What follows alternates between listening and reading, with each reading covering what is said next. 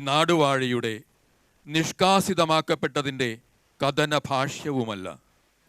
ആഗോള മനുഷ്യകുലം ഒന്നാകെ സ്വപ്നം കാണുന്ന സമത്വ സാഹോദര്യ സമഭാവനകളുടെ കണ്ണഞ്ചിപ്പിക്കുന്ന സ്വപ്നമാണ് മാവേലിയും നമ്മുടെ മാവേലി നാടും. മലയാളി ലോക ജനതയ്ക്ക് മുന്നിൽ സാംസ്കാരിക സദ്ഭാവനയുടെ സമ്പുഷ്ട സാമ്രാജ്യം അവതരിപ്പിക്കുന്ന മഹാബലിയുടെ ഓണത്തിൻ്റെ ചരിത്രം പുതിയ തലമുറയ്ക്ക് മനസ്സിലാക്കുവാനും പഴയ തലമുറയ്ക്ക് ഓർമ്മ പുതുക്കുവാനും ഒരു സ്കിറ്റിൻ്റെ പരിവേഷമണിഞ്ഞ് നിങ്ങൾക്ക് മുന്നിൽ എത്തുന്നു. മാവേലി നാട്.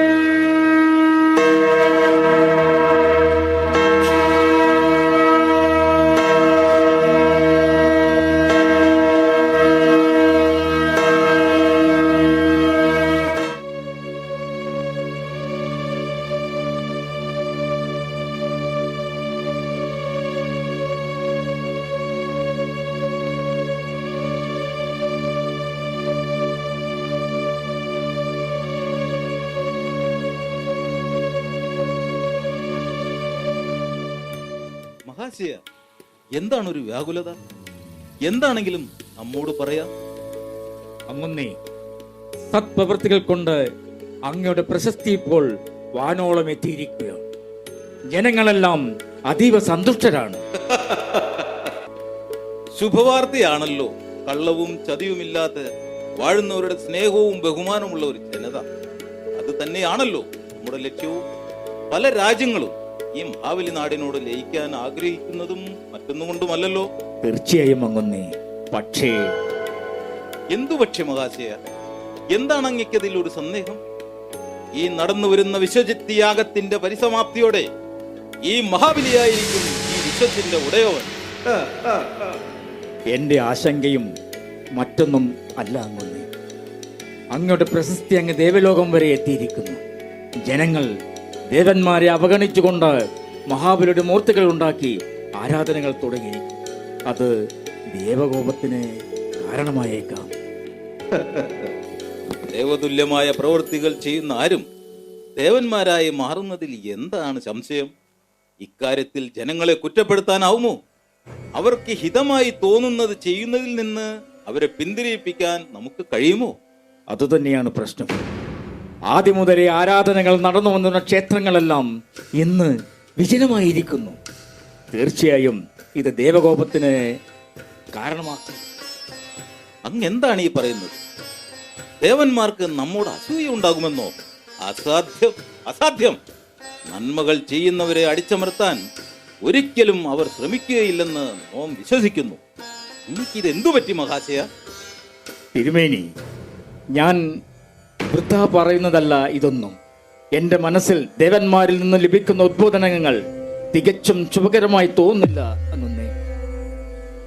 അതിൽ തീർത്തും ആശങ്കപ്പെടേണ്ടതില്ല മഹാശയ. ലോകം നമ്മുടെ വിളനിലമാകണം. ഓരോരോ ജീവജാലങ്ങളും പരസ്പര സഹവർത്തിത്വത്തോടെ ജീവിക്കണം. അതിനുവേണ്ടി തന്നാലാവുന്നത് എല്ലാവരും ചെയ്തുകൊണ്ടിരിക്കണം. ലോകാ സമസ്ത സുഖിനോ ഭവന്തു. അത് തന്നെയാണല്ലോ ദേവന്മാരും പ്രബോധിപ്പിക്കുന്നത്. പിന്നെ എന്തുകൊണ്ട് അവർ അസഹിഷ്ണുക്കളാവണം? ഒന്നും അങ്ങോട്ട് മനസ്സിലാകുന്നില്ലല്ലോ.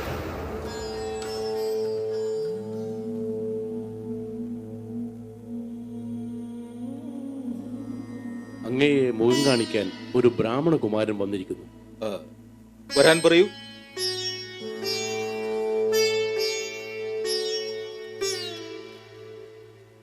വന്നോളൂ കുമാര.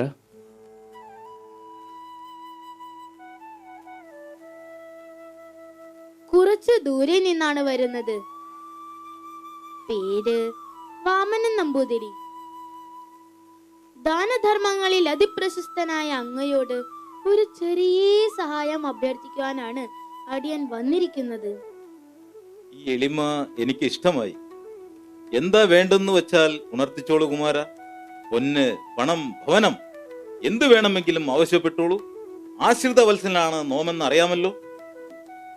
അങ്ങയുടെ സന്മനസ്സിനെ കുറിച്ചെല്ലാം അടിയന് നല്ല ബോധ്യമുണ്ട്. ഞാൻ അപേക്ഷിക്കുന്നതെന്തും അങ്ങ് കനിഞ്ഞു നൽകുമെന്നും അറിയാം. പക്ഷേ അതിനു മുമ്പ് അങ്ങയോട് ചില ചോദ്യങ്ങൾ ചോദിക്കണമെന്ന് അടിയനൊരാഗ്രഹമുണ്ട്. അവിവേകമാണെങ്കിൽ ഓർക്കണം. അതിനെന്താ, ആവാമല്ലോ. ഈ മഹാബലിയോട് എന്താണാവോ ചോദിക്കാനുള്ളത്? അങ്ങയുടെ ഈ അളവറ്റ സമ്പത്തും പ്രശസ്തിയും എല്ലാം എക്കാലവും കൂടെ ഉണ്ടാവുമെന്ന് അങ്ങ് വിശ്വസിക്കുന്നുണ്ടോ? തീർച്ചയായും കുമാര. നല്ലത് ചെയ്തുകൊണ്ടിരുന്നാൽ നല്ലത് തന്നെ ഭവിച്ചുകൊണ്ടിരിക്കുമെന്നതിൽ എന്താണൊരു സംശയം? എന്റെ എല്ലാ പ്രജകളും എന്നെന്നും സന്തോഷവാന്മാരായിരിക്കണം. അതാണ് എന്റെ ലക്ഷ്യവും. എങ്കിലും ചില സമയങ്ങളിൽ അങ്ങയുടെ വിവേകക്കുറവ് ലക്ഷ്യപ്രാപ്തിക്ക് തടസ്സമാകാം. കുമാരൻ പറഞ്ഞു വരുന്നത് എന്താണെന്ന് നമുക്ക് മനസ്സിലായില്ല. മഹാരാജാവേ, സമ്പത്തും സ്ഥാനമാനങ്ങളും പ്രശസ്തിയും എല്ലാം ഏത് നിമിഷവും നശിച്ചു പോകാം. അങ്ങനെ സംഭവിക്കാതിരിക്കാൻ അവയെ തുടക്കം മുതലേ വരുതിയിൽ നിർത്തണം. എന്ന് വെച്ചാൽ എന്താണ് കുമാരൻ ഉദ്ദേശിക്കുന്നത്? ഒന്ന് തെളിച്ചു പറഞ്ഞാലും. ആർക്കും ഒന്നും സൗജന്യമായി കൊടുക്കരുത്. സൗജന്യ ചിന്തകൾ ജനങ്ങളെ അധ്വാനശീലത്തിൽ നിന്ന് അകറ്റി നിഷ്ക്രിയരാക്കി കളയും. പതിയെ രാജാവിനോടുള്ള ഭയഭക്തി ബഹുമാനങ്ങൾ കുറയും. കാര്യങ്ങൾ കൈവിട്ടു പോകും. കുമാര, അങ്ങയെ ആരോ തെറ്റിദ്ധരിപ്പിച്ചിരിക്കുകയാണ്. നമ്മുടെ വേഗബുദ്ധിയിൽ എനിക്ക് തികഞ്ഞ വിശ്വാസമുണ്ട്. പ്രഭു, കുമാരൻ പറയുന്നതിലും കാര്യമുണ്ട്.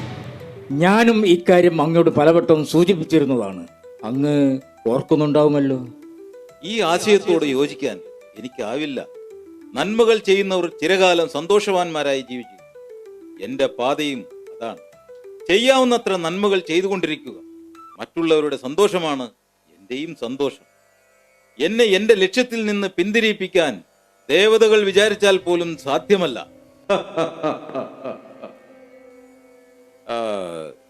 കുമാരന്റെ ആഗമന ഉദ്ദേശം ഇതുവരെയും ഉണർത്തിച്ചില്ലല്ലോ. എന്റെ ആവശ്യം വളരെ ചെറുതാണ്. പക്ഷേ അങ്ങേക്കത് നൽകാൻ സാധിക്കുമോ എന്ന കാര്യത്തിൽ അടിയനൽപ്പ ശങ്കയുണ്ട്. നമ്മോട് സഹായം അഭ്യർത്ഥിക്കുവാൻ ശങ്കയോ? മഹാബലിയോട് സഹായം അഭ്യർത്ഥിച്ചവരാരും നിരാശരായി മടങ്ങിപ്പോയ ചരിത്രം ഇന്നേ വരെ ഇല്ലെന്ന് അറിഞ്ഞുകൂടെ? എനിക്ക് വേണ്ടത് വെറും 3 അടി മണ്ണാണ്. അത് ഇഷ്ടമുള്ളിടത്ത് നിന്ന് അടിയനെ തന്നെ അളന്നെടുക്കാൻ അങ്ങ് അനുവദിക്കണം. എന്ത്? 3 അടി മണ്ണോ? 3 അടി മണ്ണ് ചോദിച്ചുകൊണ്ട് നമ്മുടെ തിരുമനസിനെ പരിഹസിക്കുന്നുവോ? മഹാരാജാവിനെ അപമാനിക്കാൻ ഇതുവരെയും ആരും തുനിഞ്ഞിട്ടില്ല. വേറെ എന്ത് വേണമെങ്കിലും ചോദിച്ചു കൊള്ളുക. 3 അടി മണ്ണൊഴികെ ചോദിച്ചതെന്നും നമ്മുടെ മഹാരാജാവ് തന്നിരിക്കും. അങ്ങനെ പറഞ്ഞു കൊടുക്കൂ രാജഗുരുവേ. ഈ മഹാബലി ആരാണെന്ന് കുമാരൻ അറിയില്ലെന്ന് തോന്നുന്നു.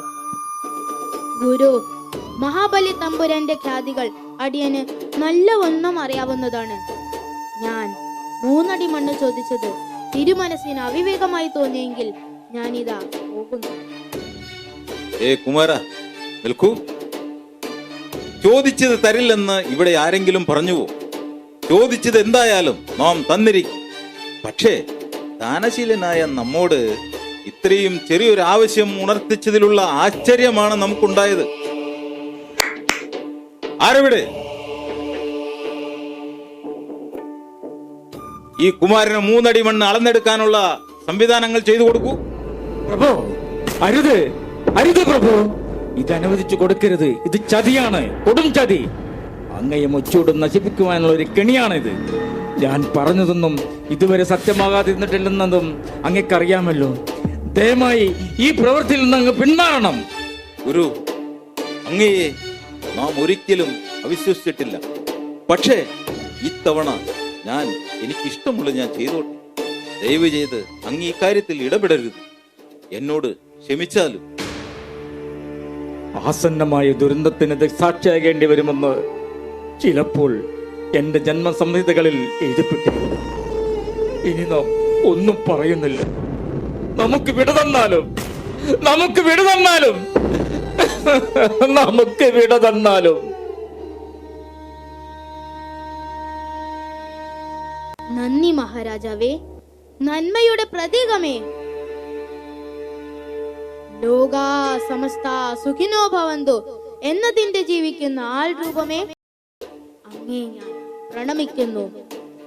ഇത്തരം ആളുകൾ ഭൂമിയിൽ ഒത്തിരി വേണം. ജീവിതത്തിലെ ക്ഷേമങ്ങൾ നിലനിൽക്കാൻ ഈ 3 അടി മണ്ണ് ഈ പാവപ്പെട്ടവന് കനിഞ്ഞു നൽകുന്നതിലൂടെ അങ്ങ് മോക്ഷ കവാടം കടന്ന് വിഷ്ണു ലോകത്തിലേക്ക് പ്രവേശിക്കുകയാണ്. നല്ലതു ഭവിക്കും. എനിക്കൊന്നും അങ്ങ് മനസ്സിലാകുന്നില്ലല്ലോ കുമാര. എല്ലാം ഉടനെ മനസ്സിലായിക്കോളും. പരിത്രാണായ സാധൂനാം വിനാശായ ചതുഷ്കൃതാം ധർമ്മ സംസ്ഥാപനാർത്ഥായ സംഭവാമി യുഗേ യുഗേ. സജ്ജനങ്ങളെ സംരക്ഷിക്കാനും ദുഷ്ടന്മാരെ നശിപ്പിക്കാനും ധർമ്മത്തെ പുനഃസ്ഥാപിക്കാനും വേണ്ടിയാണ് ഓരോ യുഗത്തിലും അവതാരങ്ങൾ ഉടലെടുക്കുന്നത്. തൽക്കാലം ഇത്ര മാത്രം മനസ്സിലാക്കും.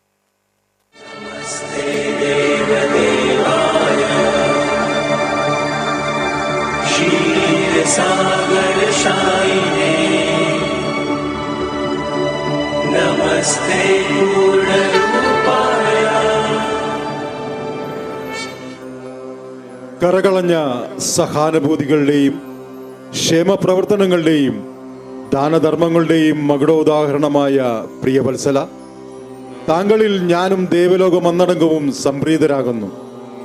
എന്നാൽ എല്ലാത്തിനും ഓരോരോ പരിധികളുണ്ട്. ആ പരിധികൾ ലംഘിക്കപ്പെടുമ്പോൾ സുമനസ്സുകളിൽ ദുഷ്ടശക്തികളുടെ അപഹാരമുണ്ടാകുന്നു. അടിയനൊന്നും മനസ്സിലാവുന്നില്ലല്ലോ ഭഗവാനെ. അതായത് അളവറ്റ സമ്പത്തും സ്ഥാനമാനങ്ങളും സ്വീകാര്യതകളും വ്യക്തികളിൽ വന്നു ചേരുമ്പോൾ അവരിൽ അഹങ്കാരത്തിന്റെ മൊട്ടുകൾ വിരിയുന്നു. തങ്ങൾ സർവശക്തരാണെന്നും എല്ലാം സ്വന്തം കഴിവുകൾ കൊണ്ട് സംഭവിക്കുന്നതാണെന്നും അവർ കരുതി തുടങ്ങുന്നു. അഷ്ടദിക്പാലകരായ ദൈവങ്ങളെ മറക്കുന്നു. അതവരെ നാശത്തിലേക്ക് കൂപ്പുകുത്തിക്കുകയും ചെയ്യുന്നു. അടിയൻ ചെയ്തുപോയ അവിവേകം എന്താണെന്ന് ഉണർത്തിക്കാമോ ഭവാൻ? താങ്കളുടെ കഴിവുകളിൽ താങ്കൾ സ്വയം മറന്ന് അഹങ്കരിക്കാൻ തുടങ്ങിയിരിക്കുന്നു. പ്രത്യക്ഷത്തിൽ താങ്കളുടെ ചെയ്തികൾ ജനത 2 കൈകളും നീട്ടി സ്വീകരിക്കുമെങ്കിലും താങ്കളിലുള്ള അമിത വിശ്വാസം അവരെ കാലക്രമേണ നിഷ്ക്രിയരും നിരീശ്വരവാദികളുമാക്കി മാറ്റും. നാളെ താങ്കൾക്കെതിരെ തന്നെ അവർ പ്രക്ഷോഭമുണ്ടാക്കുന്നതും രാജ്യഭരണം അട്ടിമറിക്കുന്നതും നമ്മുടെ ദിവ്യദൃഷ്ടിയിൽ തെളിയുന്നു. നല്ലവനും എൻ്റെ ഭക്തനുമായ താങ്കൾക്ക് ആ ദുർവിധി ഉണ്ടാകരുതെന്ന് നമുക്ക് നിർബന്ധമുണ്ട്. പ്രജകളുടെ മനസ്സിൽ എന്നെന്നും നന്മയുള്ള ഒരു നാടുവാഴിയായി താങ്കൾ വിരാജിക്കണം. സർവവിഭൂഷാദികളോടെ താങ്കളെ മോക്ഷത്തിലേക്ക് എത്തിക്കുവാനാണ് നമുക്ക് ഈ അവതാരം എടുക്കേണ്ടി വന്നത്. പ്രിയ ഭക്തന് മനസ്സിലായി കാണുമെന്ന് കരുതുന്നു. മനസ്സിലായി ഭഗവാനെ. എല്ലാം എനിക്കിപ്പോൾ മനസ്സിലായിരിക്കുന്നു. അധികാരത്തിന്റെ തിരതള്ളലിൽ അടിയൻ സ്വയം മറന്നുപോയിരുന്നതായി മനസ്സിലാക്കുന്നു. രാജഗുരുവിന്റെ ഉപദേശങ്ങൾ വരെ പലപ്പോഴും അടിയൻ ചെവിക്കൊള്ളാറില്ല. എനിക്ക് കിട്ടേണ്ട ഉചിതമായ ശിക്ഷ അല്ല, രക്ഷ തന്നെയാണ് അങ്ങയാൽ ലഭിച്ചിരിക്കുന്നത്. അതിങ്ങനെ കൃതജ്ഞത അർപ്പിക്കണമെന്ന് അടിയൻ അറിയില്ല. എങ്കിലും എന്റെ പ്രിയപ്പെട്ട പ്രജകളെ പിരിഞ്ഞിരിക്കാൻ അടിയനാവുമോ എന്ന് തോന്നുന്നില്ലല്ലോ ഭഗവാനെ. പ്രിയ വത്സല, വിഷമിക്കേണ്ട. അതിനൊരു പോംവഴി നമ്മുടെ പക്കലുണ്ട്. എല്ലാ വർഷവും ഓണക്കാലത്ത് തിരുവോണ നാളിൽ തന്റെ പ്രജകളെ സന്ദർശിക്കുവാനുള്ള അവസരം താങ്കൾക്കുണ്ടായിരിക്കുന്നതാണ്. പൂക്കളങ്ങളും വിഭവസമൃദ്ധമായ സദ്യയും ഒരുക്കി എല്ലാ വർഷങ്ങളിലും താങ്കളുടെ വരവിനായി അവർ കാത്തിരിക്കുകയും ചെയ്യും. കള്ളവും ചതിയുമില്ലാത്ത മാവേലി നാട് കൺകുളിർക്കെ കണ്ടുകൊണ്ട് താങ്കൾക്ക് മടങ്ങുകയും ചെയ്യാം. എന്താ, സന്തോഷമായോ? സന്തോഷമായി ഭഗവാൻ, ഒത്തിരി സന്തോഷമായി. അങ്ങയുടെ പാതാര ബിംബങ്ങളിൽ അടിയൻ നമിക്കുന്നു. മനസ്സുകളിൽ നിന്ന് അഹങ്കാരത്തിന്റെ അന്ധകാരം അകന്നു പോകട്ടെ. തിന്മയുടെ കൂരിരുളിലേക്ക് നന്മയുടെ രശ്മികൾ ഒളിപകരട്ടെ. ജനങ്ങൾക്ക് എന്നെന്നും നന്മയുണ്ടാകട്ടെ. രാജാക്കന്മാർ ഭൂമിയെ ശരിയായ പാതയിലൂടെ ഭരിക്കട്ടെ. ജനങ്ങൾക്കും മറ്റു ജീവജാലങ്ങൾക്കും എന്നേക്കും ക്ഷേമം മാത്രമുണ്ടാകട്ടെ. എല്ലാ ലോകങ്ങളിലുമുള്ള സകല ജീവജാലങ്ങളും സന്തുഷ്ടരാകട്ടെ. എല്ലായിടത്തും ശാന്തിയും സന്തോഷവും സംതൃപ്തിയും ഉണ്ടാകട്ടെ. ഓം ലോകാ സമസ്ത സുഖിനോ ഭവന്തു.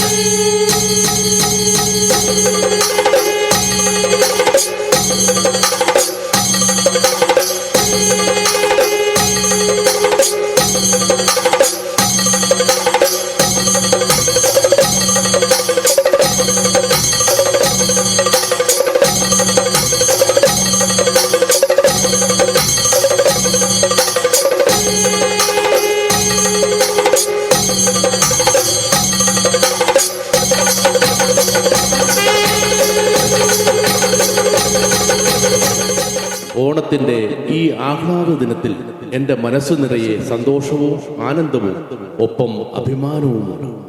എൻ്റെ ഭരണകാലത്ത് എല്ലാവരും ഒരുപോലെ സന്തുഷ്ടരും കള്ളവും ചതിയുമില്ലാതെ സമത്വം നിറഞ്ഞു ജീവിക്കുകയായിരുന്നു. അന്നവിടെ ഒരാളും പട്ടിണിയിലായിരുന്നില്ല, ഒരാളും അവമതിക്കപ്പെട്ടിരുന്നില്ല. സ്നേഹവും ദയാഭാവവും മാത്രമാണ് അന്നുണ്ടായിരുന്നത്. ഇന്നു ഞാൻ കാണുന്നത് പുതിയ ചാരുതയും പുരോഗതിയും അനുഭവിക്കുന്ന നാടാണ്. പക്ഷേ ആ പഴയകാല സ്നേഹബന്ധം, ഒത്തൊരുമ, സഹവാസം ഇതൊക്കെ നിലനിർത്തേണ്ടതുണ്ട്. കാരുണ്യവും സമാനതയുമുള്ള ഒരു സമൂഹമുണ്ടാക്കാൻ നമ്മൾ ഓരോരുത്തരും ശ്രമിക്കേണ്ടതുണ്ട്. ഓരോ ഓണാഘോഷങ്ങളും സ്നേഹവും ഐക്യവും സമൃദ്ധിയും സന്തോഷവും നിറഞ്ഞതായിരിക്കട്ടെ. ഞാൻ വീണ്ടും വരും. ഓരോ ഹൃദയത്തിലും ഓണത്തെ പോലെ സന്തോഷം നിറയുന്ന ദിനം വരെയും.